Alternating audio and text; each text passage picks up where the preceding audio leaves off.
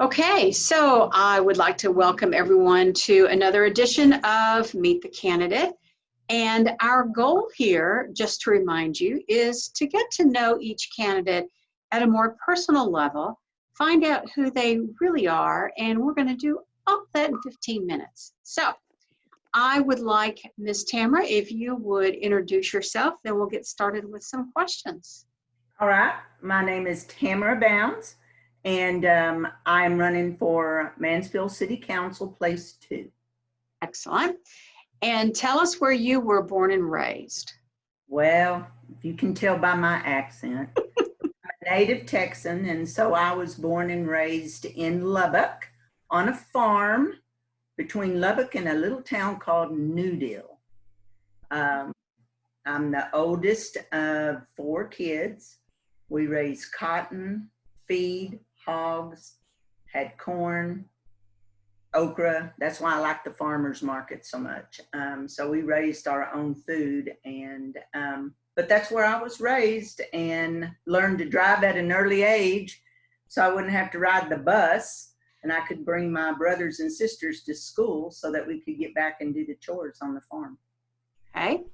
So what was your very first job? Oh, well, now, if we're talking about paid job or just job, because living on the farm, I had lots of jobs there, from taking care of my siblings to walking the cows to feeding the chickens. But I think my very first job was my mama was a bookkeeper for the cotton gin. And so around August, September in the fall, the farmers would harvest their feed and their cotton. And because she worked in the cotton gin, she was responsible with getting with the farmers and making sure that all of their cotton was accounted for. Well, at a young age, I was a gopher, and I would go out there and kind of organize the farmers a little bit and get their cards and their paper from them on their cotton and take it to my mama. And then my mama would fill out some things, and then I'd have to take it back to them. And there were times that I'd have to go look and inspect the trailers. So I think that was really my first job at not really being on the farm working. Okay. And how would your friends describe you? Oh, well, probably as an advisor, leader, advisor to them, to come up with think tanks for them and brainstorm. Probably loyal, and really probably relentless. I'm always for there's a plan A through infinity. And if you come to me with a problem, we're going to find some kind of plan in between there. And so I think they would see me as steadfast in that with them, and loyal. Okay. Do you have a personal hero? A personal hero? Yeah. Oh. Well, now I love music, so I would have some music stars that would be personal heroes. If historic heroes, I have one that is embedded in history is Samuel Pepys. Think a lot of him. He was in the 1600s and kind of went through the same things as we're going through right now. I don't know if you know a lot about the history of Britain about 1600s, but they had the plague, and they had the great fires, and nobody knew what was going on, and he kept a diary. And so it's interesting to read his diary on day to day. So I guess it would be somebody like that, because I think he was pretty fearless during that time and innovative during that time. Okay. And what do you do today for a living? Well, I have a license in physical therapy, so I still practice that, but I'm a regional director of operations, and I have been for a long time, which means I have several buildings under my supervision. And so every week I go to several of the buildings, and then several days a week I have my home office. But in those buildings, they range everywhere from nursing homes to outpatient. We have a little bit of hospital and some home health. And I supervise managers that look over physical therapy, occupational therapy, and speech therapy. And we brainstorm with doctors regarding some plans of cares for these people. And then just not that, then I take off that clinical hat and put my financial hat on and look at reimbursement, and we do ALJs and go and say, no, you're going to pay us because we did provide the service. Looking at the financial portfolios. So with COVID, I helped write some infection control policies, which changed, oh my, like every hour in the beginning. It was like just when we thought we had it this way, greatest would come out and it would be something different. So a lot of changes in COVID and a lot of mentoring my therapists to put on their PPE and go treat these patients. Do you have a bucket list or something that you just, you want to accomplish or achieve before you die?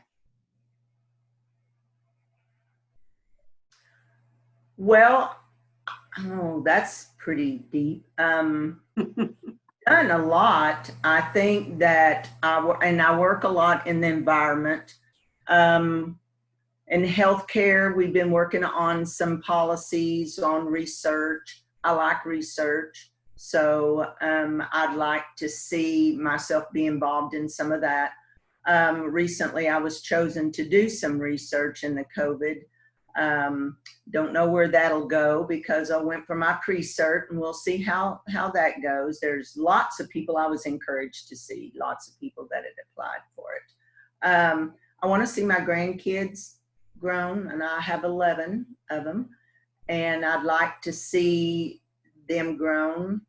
My youngest one is nearly 2, so that'll be a stretch. But I've traveled all over the world, and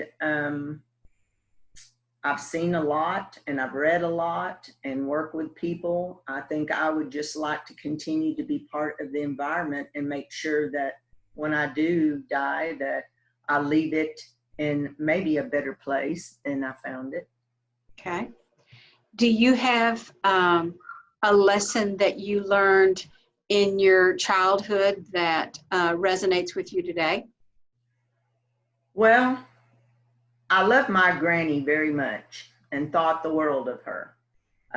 She worked very, very hard, and she smoked a pipe.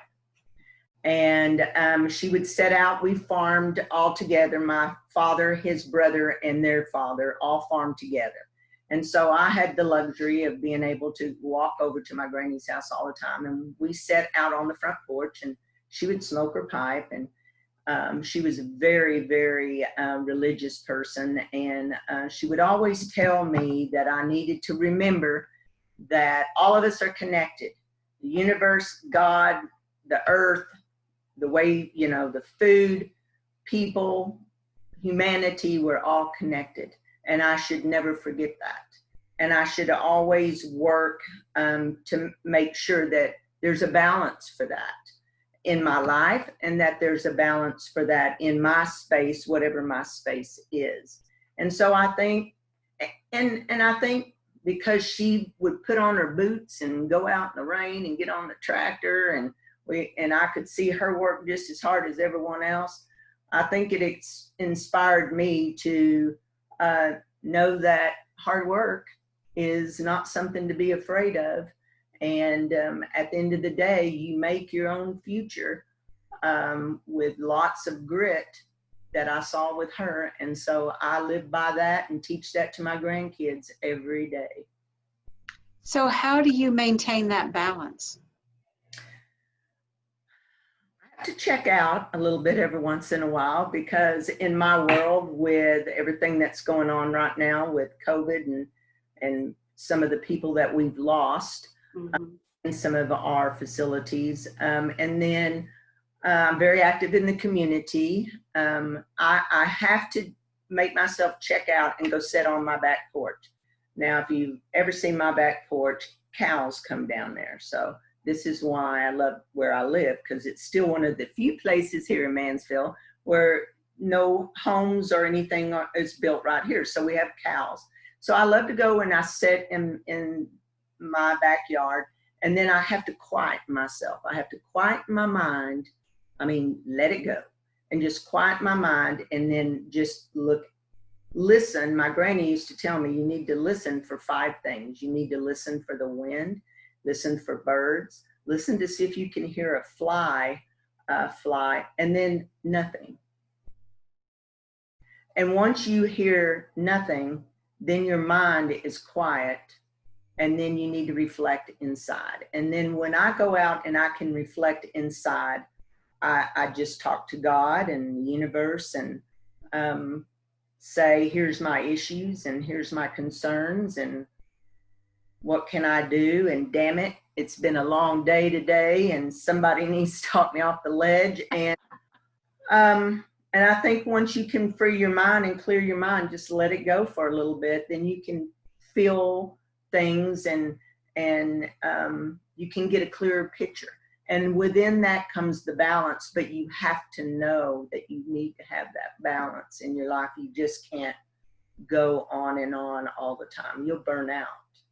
Yeah. So, and you have to refresh so that you can go on to the next new adventure. Okay. What do you think is going to happen in this world within the next 10 years? Well, I think as we have seen now, I think technology is really taken off. I think we've had the power all along, but I think it's really forced us to look at that. We're having Zoom meetings now.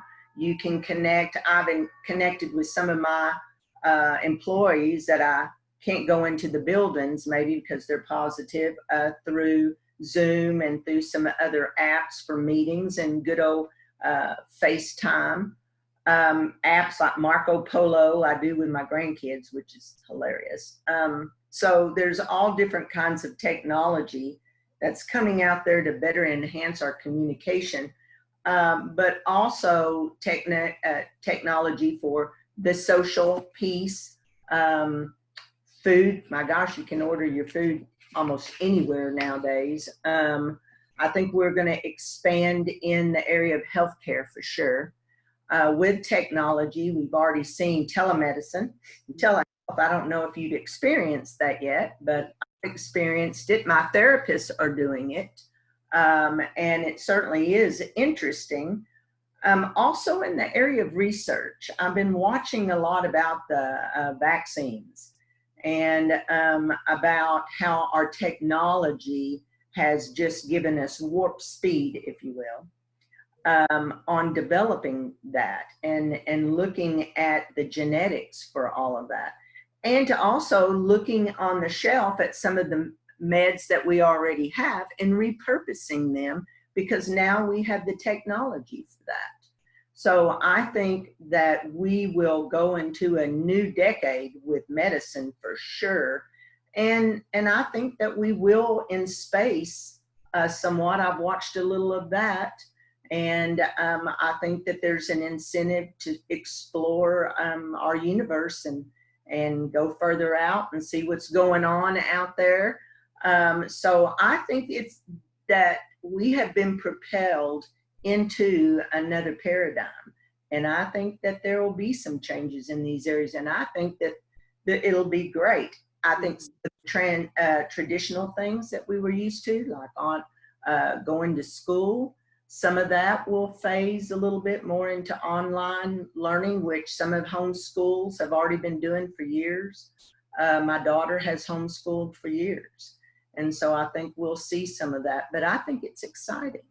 And I think we should embrace that change and move forward with it. All right, I have one last question for you. It's a fun one. What's the one thing you can't live without? Oh, now, well, probably my phone for sure. I'm on my phone all the time, and I like my glass of wine, red wine to be exact, Merlot or Cabernet. But live without probably some sort of sanity that we're going to make it through all of this, that we're going to be just fine, that we have to look within ourselves and each other and depend on each other to help each other, and we're going to be just fine. So true. Well, our 15 minutes is up. Oh, darn. I know, it goes too fast. It does. Everybody's, let's do it again. So anyway, thank you very much for participating. And I look forward to the candidate forums, and we will see you then. All right. Okay, thanks a lot. I'll talk to you later. Okay, bye-bye.